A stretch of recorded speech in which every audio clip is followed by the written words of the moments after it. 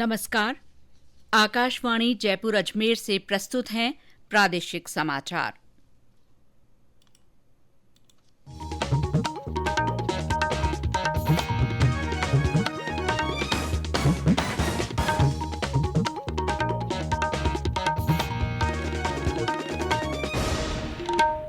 मुख्य समाचार।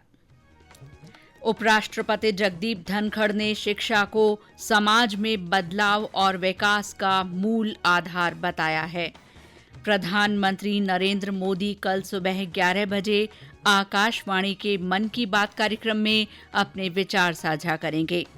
मुख्यमंत्री भजनलाल शर्मा ने जयपुर इंटरनेशनल एयरपोर्ट पर टर्मिनल 1 का उद्घाटन किया और प्रदेश भर में दीपावली की तैयारियां जोर शोर से की जा रही हैं।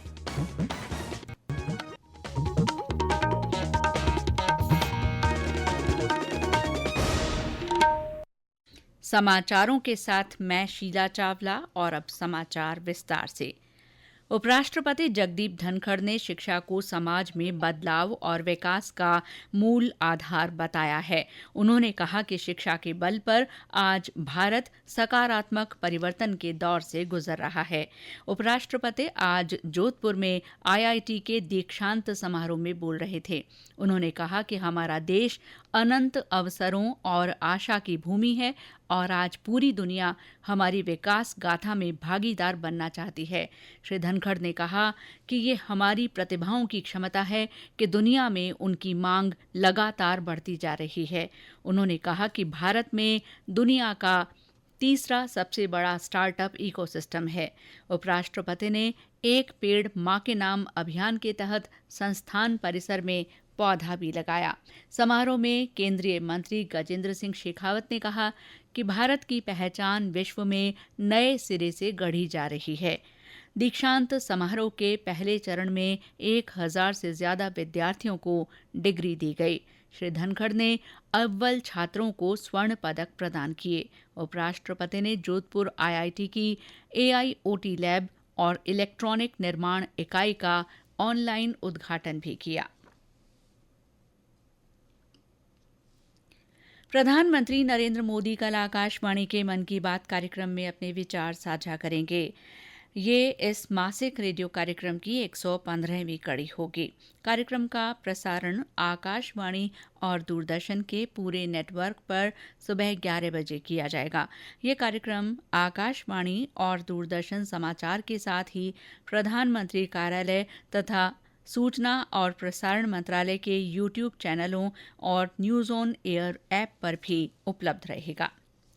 भारतीय अंतरिक्ष अनुसंधान संगठन इसरो के अध्यक्ष डॉक्टर एस सोमनाथ ने कहा है कि अंतरिक्ष प्रौद्योगिकी समय के साथ और सुलभ होती जा रही है और इसका वास्तविक प्रयोग लगातार बढ़ रहा है। आईआईटी दिल्ली में एक कार्यक्रम को संबोधित करते हुए डॉक्टर सोमनाथ ने कहा कि अंतरिक्ष प्रौद्योगिकी का सकारात्मक प्रभाव सीधे तौर पर अर्थव्यवस्था, रोजगार क्षमता और रोजगार सृजन पर पड़ रहा है। यही कारण है कि सरकार ने हाल ही में अंतरिक्ष क्षेत्र में अधिक निजी निवेश और निजी भागीदारी लाने की पहल की है। उन्होंने बताया कि ये एक ऐसा डोमेन है जिसे हमेशा नियंत्रित और विनियमित नहीं रखा जा सकता है। केंद्रीय प्रत्यक्ष कर बोर्ड सीबीडीटी ने कॉरपोरेट करदाताओं के लिए आकलन वर्ष 2024-25 के वास्ते आयकर रिटर्न दाखिल करने की समय सीमा बढ़ा दी है। कॉरपोरेट करदाता अब 31 अक्टूबर के बजाय 15 नवंबर तक अपने आयकर रिटर्न भरकर जमा करा सकते हैं।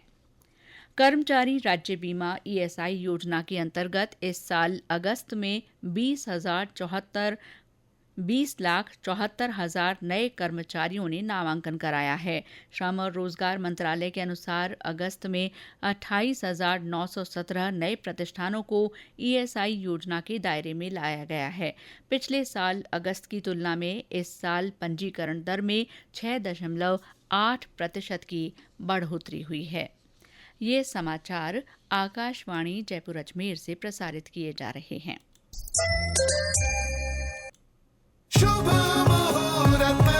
इस त्योहार कीजिए एक शुभ शुरुआत हीरो मोटोकॉर्प के शानदार फेस्टिवल ऑफर्स के साथ। पाएं भारत की number 1 motorcycle hero HF deluxe पर 4500 का नगद डिस्काउंट। आसान और आकर्षक फाइनेंस सुविधाओं के साथ डाउन पेमेंट केवल 1999 से शुरू। आज ही अपने नजदीकी हीरो शोरूम जाएं और घर लाएं अपनी नई पसंदीदा हीरो HF डिलक्स। नियम व शर्तें लागू। मुख्यमंत्री भजनलाल शर्मा ने कहा है कि राजस्थान में हर क्षेत्र के लिए संभावनाएं हैं। श्री शर्मा आज जयपुर इंटरनेशनल एयरपोर्ट पर टर्मिनल 1 का उद्घाटन करने के बाद कार्यक्रम को संबोधित कर रहे थे। मुख्यमंत्री ने कहा कि केंद्र सरकार के पिछले एक दशक के प्रयास से अब आम आदमी के लिए भी हवाई सफर आसान हो गया है। श्री शर्मा ने कहा कि टर्मिनल 1 से अंतर्राष्ट्रीय उड़ानों का संचालन शुरू होने से प्रदेश को बहुत फायदा होगा। उन्होंने कहा कि इस टर्मिनल से प्रदेश में अंतर्राष्ट्रीय निवेश को बढ़ावा मिलेगा। श्री शर्मा ने कहा कि प्रदेश के हर जिले में हेलीपैड बनाए जाएंगे। इस मौके पर उन्होंने टर्मिनल की साज सज्जा की तारीफ की। निश्चित रूप से इस अंतर्राष्ट्रीय टर्मिनल का लोकार्पण हमारे प्रदेश के विकास में निश्चित रूप से उन्नति का प्रतीक है। ये राजस्थान का पहला अंतर्राष्ट्रीय टर्मिनल है, भरपूर सुविधाओं वाला है। यात्रियों को बेहतर सुविधा इसमें मिलने वाली है।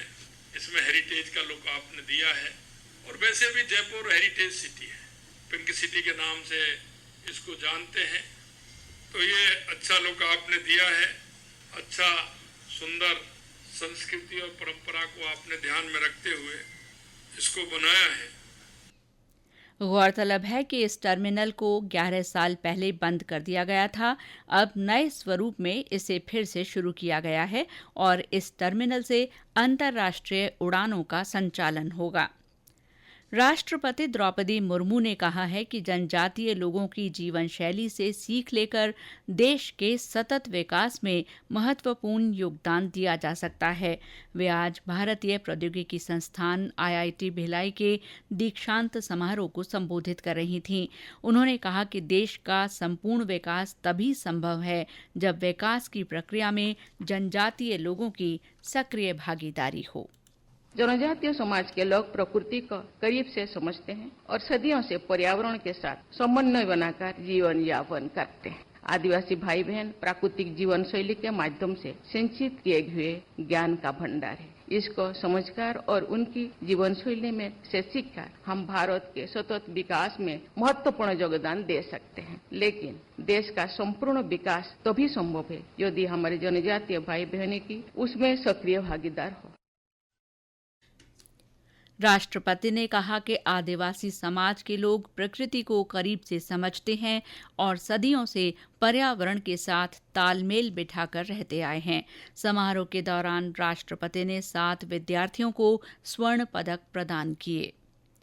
चूरू में आज पूर्व मंत्री और किसान नेता कुंभाराम आर्य की मूर्ति का अनावरण किया गया। इस मौके पर मुख्य अतिथि प्रदेश कांग्रेस अध्यक्ष गोविंद सिंह डोटासरा ने श्री आर्य की मूर्ति पर माला पहनाकर उन्हें नमन किया। श्री डोटासरा ने कहा कि श्री कुंभाराम किसानों के मसीहा थे और उन्होंने सभी को साथ लेकर किसानों का उत्थान किया। प्रदेश में दीपावली के लिए जोर शोर से तैयारियां की जा रही हैं। जिलों में प्रशासन, कारोबारी और आम जन अपनी अपनी तरफ से त्योहार के लिए काम करने में जुटे हैं। शहरों में सभी प्रमुख स्थलों, चौराहों और सरकारी इमारतों को रंग बिरंगी रोशनी से सजाया जा रहा है। जयपुर में बाजारों को आकर्षक ढंग से सजाया गया है और जगह जगह स्वागत द्वार बनाए गए हैं। व्यापारी भी अपने प्रतिष्ठानों को सजा रहे हैं। भीलवाड़ा में घरों और दुकानों में सजावट की गई है। अजमेर में श्रीनगर रोड को पहली बार 1.5 किलोमीटर तक विशेष लाइटों से सजाया गया है। नगर निगम ने आना सागर चौपाटी पर आकर्षक लाइटिंग की है। इस साल दीपावली पर शहर में जिला प्रशासन ने ग्रीन पटाखे बेचने के लिए 250 लोगों को अस्थायी लाइसेंस जारी किए हैं। दीपावली के मौके पर मिलावटी सामान और अशुद्ध मिठाइयों की बिक्री पर रोक लगाने के लिए शुद्ध आहार मिलावट पर वार अभियान के तहत कार्रवाई की जा रही है।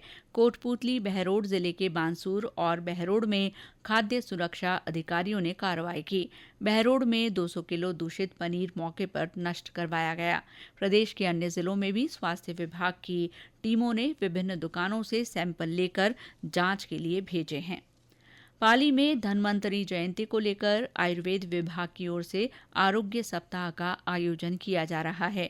चिकित्सालयों और गांवों में महिलाओं को आयुर्वेद के माध्यम से स्वास्थ्य को उत्तम रखने के बारे में बताया गया। साथ ही उन्हें हार्मोन संतुलन और मासिक धर्म देखभाल की जानकारी भी दी गई।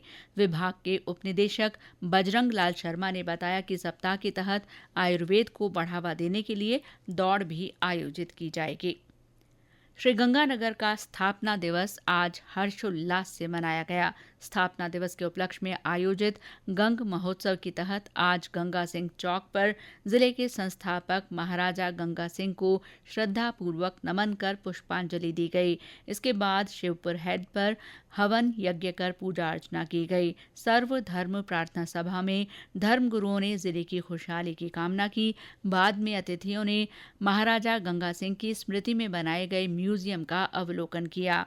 इसके बाद पर्यटन विभाग की ओर से लोक कलाकारों ने सांस्कृतिक कार्यक्रम पेश किया।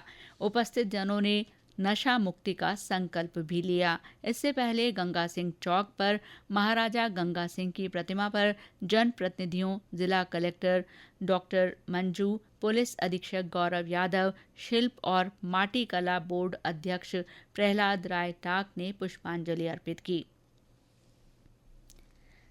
राज्य के 7 विधानसभा क्षेत्रों में उपचुनाव के लिए 13 नवंबर को मतदान होगा। इसके मद्देनजर संबंधित चुनाव क्षेत्रों में मतदाता जागरूकता अभियान चलाया जा रहा है। दौसा में आज जिला स्वीप टीम ने एक शादी समारोह में पहुंचकर दूल्हा दुल्हन सहित बारातियों और परिजनों को मतदान की शपथ दिलाई। इसी तरह राजस्थान शारीरिक शिक्षा शिक्षक संघ के जिला अधिवेशन में जिला स्वीप टीम ने पहुंचकर जिले के सभी शारीरिक शिक्षकों को मतदान करने की शपथ दिलाई। और अंत में मुख्य समाचार एक बार फिर। उपराष्ट्रपति जगदीप धनखड़ ने शिक्षा को समाज में बदलाव और विकास का मूल आधार बताया है। प्रधानमंत्री नरेंद्र मोदी कल सुबह 11 बजे आकाशवाणी के मन की बात कार्यक्रम में अपने विचार साझा करेंगे। मुख्यमंत्री भजनलाल शर्मा ने जयपुर इंटरनेशनल एयरपोर्ट पर टर्मिनल 1 का उद्घाटन किया। और प्रदेश भर में दीपावली की तैयारियां जोर शोर से की जा रही हैं। इसके साथ ही प्रादेशिक समाचार बुलेटिन समाप्त हुआ। नमस्कार।